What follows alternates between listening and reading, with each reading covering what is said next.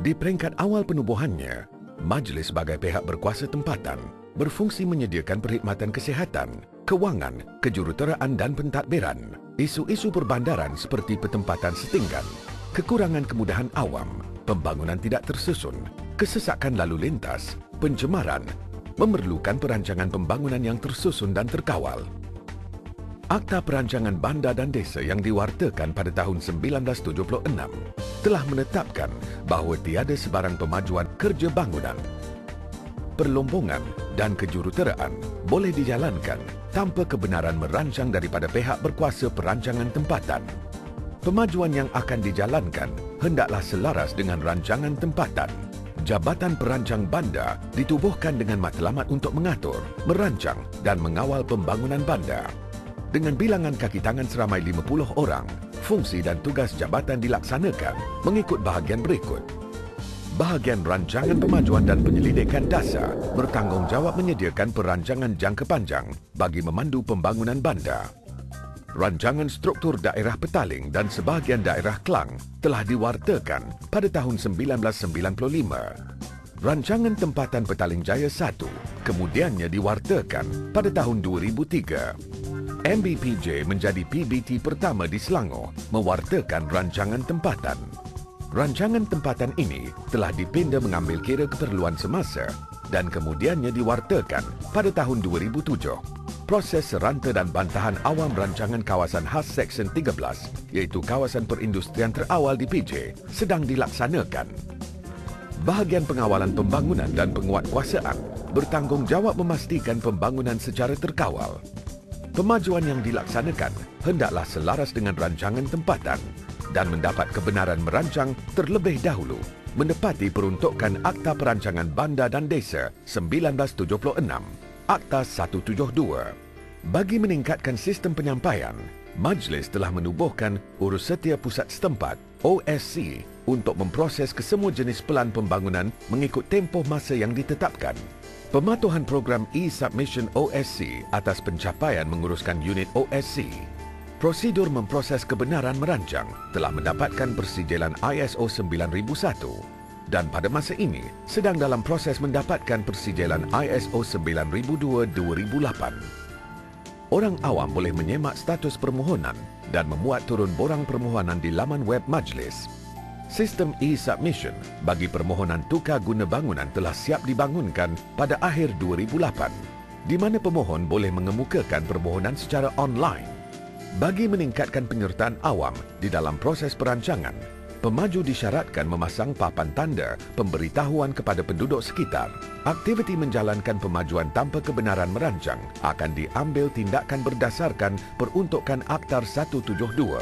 Manakala aktiviti menyalahgunakan bangunan selain dari kegunaan asal diluluskan, dilaksanakan berdasarkan peruntukan Akta Jalan, Parit dan Bangunan, Akta 133. Jabatan telah menyediakan garis panduan terperinci kawasan-kawasan perumahan sesebuah yang boleh dibenarkan bagi aktiviti perdagangan terhad, serta kawalan ketinggian bangunan mengambil kira kesejahteraan penduduk sekitar. Bahagian Perancangan Strategik dan Program Khas bertanggungjawab menyedia dan melaksana pelan tindakan dan program berkaitan isu-isu strategik perbandaran seperti isu perumahan, pembangunan sektor informal serta penyediaan dan pewartaan kemudahan-kemudahan awam. Dalam tempoh 6 tahun, Majlis yang mempunyai setinggan teramai melebihi 17,000 keluarga telah mencapai status setinggan sifar pada tahun 2007 atas bantuan Jabatan Penguatkuasa dan Jabatan Penilaian Majlis.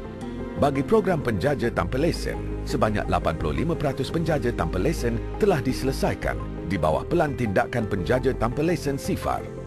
Baki 17% sedang menunggu penyiapan pusat penjaja baru. Di bawah pelan tindakan pemutihan industri atau perniagaan tanpa kebenaran yang dimulakan pada tahun 2007, sebanyak 40% kes premis tanpa kebenaran telah dikeluarkan lesen perniagaan sementara. Jabatan juga telah memulakan proses mewartakan ke semua kawasan lapang dan setakat hampir 35% daripadanya telah diisytiharkan warta oleh kerajaan negeri. Bahagian ini juga bertanggungjawab menyelaras penyelesaian berkaitan isu-isu penyediaan kemudahan awam seperti tanah perkuburan, tempat letak kereta, dewan, surau, pusat penjaja dan lain-lain. Bahagian pengurusan maklumat dan khidmat teknikal bertanggungjawab menyedia, mengurus dan menerbit maklumat dan data-data perancangan pembangunan. Bagi memastikan maklumat guna tanah disediakan secara sistematik, jabatan telah membangunkan sistem GIS pada tahun 1999, di mana 97,000 lot telah didigitalkan. Sebanyak 8 aplikasi telah dibangunkan berdasarkan pelan digital ini, antaranya sistem guna tanah yang integrasikan dengan sistem cukai taksiran, sistem maklumat setinggan, sistem maklumat penjaja tanpa lesen, sistem maklumat jalan dan perabot jalan, sistem inventori pokok, sistem pewartaan kawasan lapang, serta sistem kemudahan awam dan tempat-tempat tarikan. Sistem e-submission bagi permohonan tukar guna bangunan dan laman web perancangan pembangunan yang memaparkan program dan aktiviti jabatan serta ruangan untuk penduduk memberi pandangan telah disiapkan. Bahagian ini juga menyelaraskan pelaksanaan pengukuran bandar mapan, Murni-Net dan program pembasmian kemiskinan bandar. Bahagian pembangunan mampan dan penyelarasan perancangan bertanggungjawab mempromosikan inisiatif pembangunan mampan, menyediakan pelan tindakan dan menyelaras program berkaitan. Di bawah program LA21, jabatan telah menyediakan 4 pelan tindakan dan menyelaraskan 13 program bersama stakeholders, iaitu persatuan penduduk, NGO, pembekal perkhidmatan dan pihak swasta.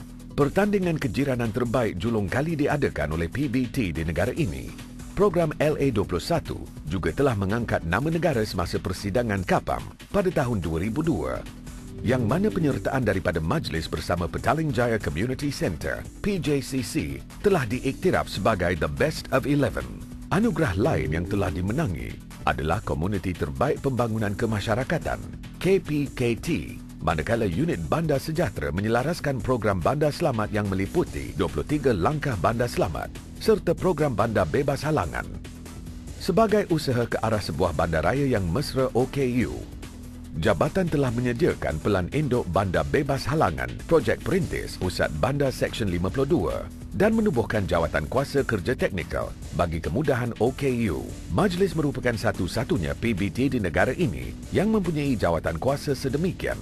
Inisiatif penyediaan kemudahan kepada OKU mendapat pengiktirafan KPKT melalui penganugerahan bangunan dengan kemudahan akses pada tahun 2003. Jawatan kuasa kerja teknikal bagi kemudahan OKU sedang menyelaras dan memantau pelaksanaan 7 agenda utama, antaranya penyediaan tempat letak kereta OKU berbumbung, penyediaan kemudahan OKU bagi pembangunan oleh pihak swasta, serta lain-lain aktiviti kebajikan dan kesejahteraan orang kurang upaya.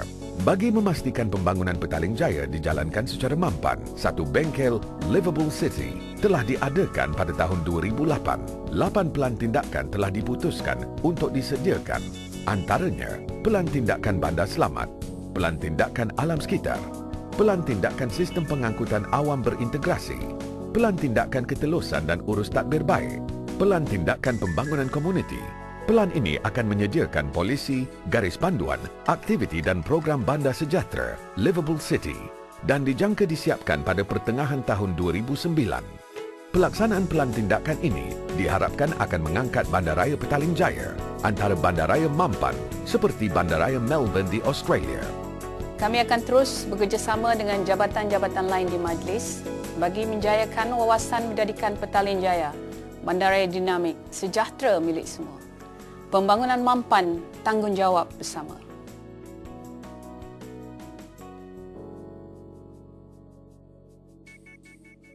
Pembangunan mampan misi kami. Bersama kita.